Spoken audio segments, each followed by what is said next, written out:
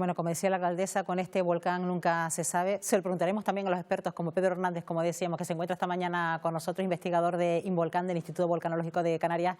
Pedro, ¿qué tal? Muy buenos días. Hola, buenos días. Como decimos, un volcán imprevisible, al fin y al cabo de la naturaleza, pues no podemos decir mucho más, ¿no? Sí, sí. Yo el otro día en las jornadas informativas ante esa corte nos preguntaban los ciudadanos, ¿no?, sobre qué va a pasar con las coladas, ¿no? Y yo lo que le decía es que la incertidumbre continuará mientras dure la erupción. O sea, ahora mismo es imposible saber cuál será el alcance final de las coladas y dependerá de lo que dure la erupción. Bueno, vamos a ver un avance de las coladas, de cómo ha sido ese avance durante toda la semana, de lunes a jueves aproximadamente. Hablamos precisamente de cómo ha afectado al barrio de La Laguna y lo vamos a ver por colores en esta situación en el mapa, en el Valle de Aridane. Y Pedro, bueno, el hecho de que ahora mismo esa colada se va ramificando entra dentro de las previsiones, ¿no? Porque nunca se sabe por dónde va a discurrir, ¿no? Sí es verdad que entran algunas vaguadas, pero al fin y al cabo luego es imprevisible el rumbo que coge, ¿no? Claro, o sea, el principal factor que va a controlar el avance de las coladas es, por supuesto, cuánto magma está saliendo, ¿no? O sea, si mientras siga saliendo magma, la colada intentará discurrir por donde le sea más fácil. Las zonas que ya, que vemos aquí en color más blanco, ¿no?, que ya son zonas que realmente ahí hay zonas donde hay más de 30 40 metros de acumulación de lava, ya por ahí es más difícil que corra, salvo que haya esos tubos volcánicos. Por lo tanto, la lava lo que está haciendo es discurriendo, desparramándose por el lado norte. Como vemos aquí en la zona sur y roja, aquí es donde están avanzando las coladas, y luego dependerá de la topografía. En zonas más llanas irá discurriendo más lentamente. Si hay edificios, esos edificios también frenan ese avance de la colada, y luego, una vez que Dios quiera que esto acabe, pero si esto sigue, pues esa lava discurrirá donde encuentre pues una pendiente mayor. Si la pendiente está más hacia el norte, irán hacia el norte. Si está más hacia el sur, irán hacia el sur. ¿Y entraba dentro de las previsiones, por ejemplo, que después de todo que tocara el barrio de La Laguna, Pedro? Es una buena pregunta, porque otro factor que controla las coladas es la morfología del cono. O sea, las coladas, claro, el cono no tiene nada que ver como era hace una semana y hace 3 semanas. Claro, los desmoronamientos va conllevando que la boca se vaya girando, ¿no? Correcto. O sea, que esa salida de magma puede ir más hacia el norte o más hacia el sur. Entonces, en este caso, desgraciadamente, esas coladas, esos salideros de lava del cono han ido cada vez más hacia el norte, y eso ha sido una de las razones por las que siguen discurriendo esas coladas pegadas a las previas, pero siempre hacia el norte. Bueno, Pedro, vamos a sentarnos en el sillón, en la salita, porque vamos a seguir hablando del proceso volcánico que estamos viviendo. No sé si desconcierta a los propios expertos, Pedro, el hecho de cómo se está comportando este volcán en concreto, o es porque este carácter destructivo que está teniendo es porque precisamente La Palma es una isla cada vez más poblada, ¿no? Sí, el comportamiento de esta erupción, una erupción, como hemos dicho, estromboliana, típico. Todas las erupciones en La Palma, las erupciones históricas han sido todas estrombolianas. La del Teneguía, la de San Juan sí tuvo algunas fases un poco más freatomagmáticas, ¿no?, pero es una erupción estromboliana, y todo depende de dónde ese cono eruptivo salga, ¿no? El riesgo volcánico, siempre lo decimos, va relacionado con el nivel de población, el nivel de infraestructura. Si una erupción sale en un sitio despoblado, el riesgo es mínimo, pero si sale en una zona muy poblada, el riesgo aumenta. Entonces, en este caso, desgraciadamente, ese cono volcánico ha salido en una zona, pues, una de las zonas más ricas de La Palma, con muchas casas, muchas propiedades, muchos terrenos agrícolas. Por lo tanto, ese riesgo aumenta y está produciendo esa destrucción que está produciendo. Eso quiere decir que la peligrosidad de los volcanes en Canarias no ha cambiado, ¿no? No, la peligrosidad, siempre es importante diferenciar la peligrosidad con el riesgo.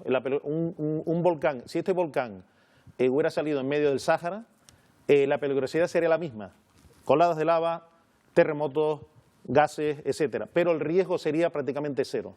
O sea, depende de ese nivel poblacional y de infraestructura, el nivel de inversión económica, etcétera, el riesgo aumenta. Por lo tanto, dependiendo de dónde salga ese volcán, el riesgo puede ser mayor o menor. La peligrosidad siempre es la misma. Sin embargo, estamos asistiendo también a una alta sismicidad. Claro, esto ha llevado a la preocupación de los vecinos, sobre todo de Fuencaliente y Mazo.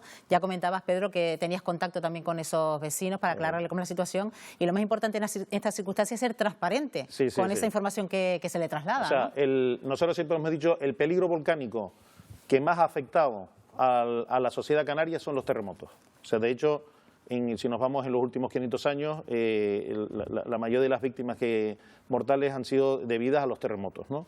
Entonces, en este caso, la sismicidad que está ocurriendo es una sismicidad normal. Cuando fue la erupción del Hierro también se produjeron terremotos pues durante el proceso eruptivo. Generalmente los terremotos volcánicos no te van a pasar de un 5.1, 5.2, 5.3, o sea que bueno, pero hablaban ya ayer de alcanzar incluso la magnitud de 6. No. O sea, aquí estamos hablando, hay que hablar las cosas con propiedad, vamos a decir, la gente está diciendo cosas por ahí. O sea, los terremotos generalmente en más un territorio como Canarias, en una erupción volcánica no te pasan esos valores. El riesgo de los terremotos, que es el peligro que más hay que prestar atención, es si esos terremotos de una magnitud por encima de 4, 4,5, tuvieran lugar a una profundidad muy somera. Ahí sí que el peligro aumenta.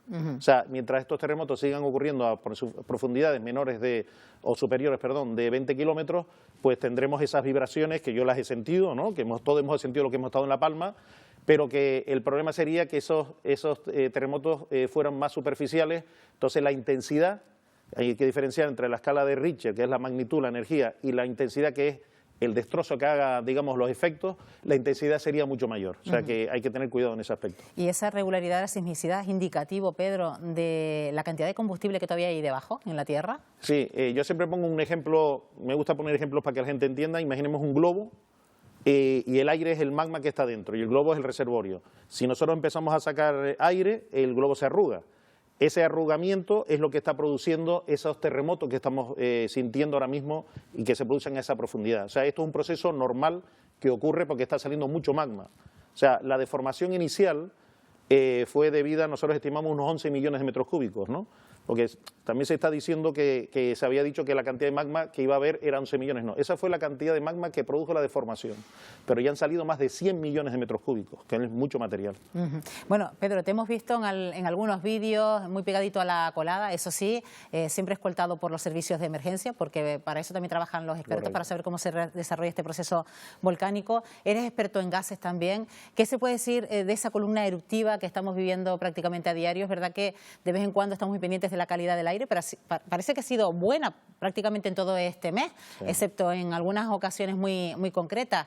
¿Qué es lo que ha generado que la calidad del aire haya sido buena para que la población pueda vivir de una manera más o menos, seguir la rutina diaria? El principal, el principal foco contaminante es la propia columna eruptiva, ¿no? Estamos hablando de muchas toneladas de dióxido de azufre, dióxido de carbono, pero al ser una columna caliente, nosotros sabemos que el aire caliente siempre asciende, pues la mayor parte de los días esa columna ha ascendido hacia la atmósfera y por lo tanto se ha dispersado y no ha afectado a la población.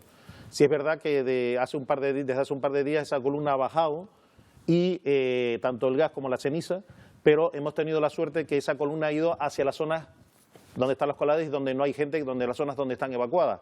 O sea, hemos tenido esa suerte de que esa columna no ha ido hacia las zonas pobladas, ¿no? Por lo tanto, esa calidad del aire sigue estando bien, es respirable, y lo único que estar pendiente de las notificaciones del PEVOLCA en caso de que haya alguna zona que haya que confinar, ¿no? Como siempre decimos, muy pendientes de esa información que llega a través de los canales oficiales.